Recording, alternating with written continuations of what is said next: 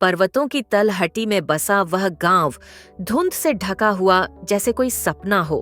ठंड इतनी कि सांसें भी भाप बन जाएं। गर्मियों की छुट्टियों में 16 वर्ष की मधुरिमा अपने परिवार के साथ वहां घूमने आई थी। उसके साथ थीं उसकी माँ, 4 बहनें, सबसे बड़ी बहन की 2 साल की बेटी और उसका पति विनोद जी। वो सभी शहर की हलचल से दूर कुछ दिनों के लिए सुकून की तलाश में पहाड़ों की इस शांत गोद में आए थे। पहले दिन की रात उन्होंने गांव की एक पुरानी सराय में बिताई। दूसरे दिन सुबह सबने पहाड़ी झरने के ठंडे पानी में नहा धोकर मंदिर की चढ़ाई शुरू की। मंदिर चोटी पर था। रास्ता घने देवदार के जंगलों से होकर जाता था। रास्ते भर पक्षियों की मधुर आवाज और ठंडी हवा उनके साथ चलती रही। ऊपर पहुंचते ही मंदिर का स्वर्णिम कलश सूरज की किरणों में चमक उठा। मंदिर के सामने एक छोटी सी झोपड़ी जैसी दुकान थी, जिसके बाहर लकड़ी की पट्टी पर बड़े अक्षरों में लिखा था, ठंडे शरबत, गुलाब, बेल, खस, संतरा।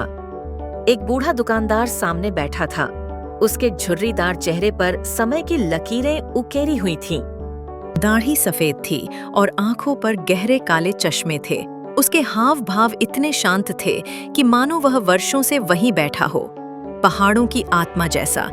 उसने कहा, सब शरबत खुद चुन लो और खुद से ले लो, मैं सबका स्वाद रखता हूँ। ये सुन सबको थोड़ा अजीब तो लगा, पर शरबत की खुशबू और गर्मी के बाद उस ठंडे पेय का लालच हमें रोक न सका। सब ने अपने अपने गिलास भरे और पीने लगे। शरबत सचमुच स्वाद में लाजवाब था, जैसे पहाड़ी झरनों का रस हो। जब सब मंदिर की ओर चल पड़े, मधुरिमा वहीं रुकी। उसकी माँ ने कहा, जा बेटी, पैसे देकर आ।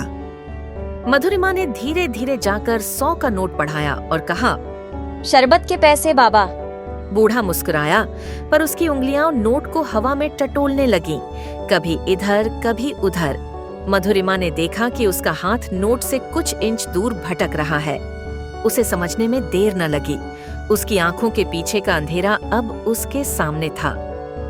मधुरिमा ने धीमे स्वर में पूछा, आप देख नहीं सकते ना?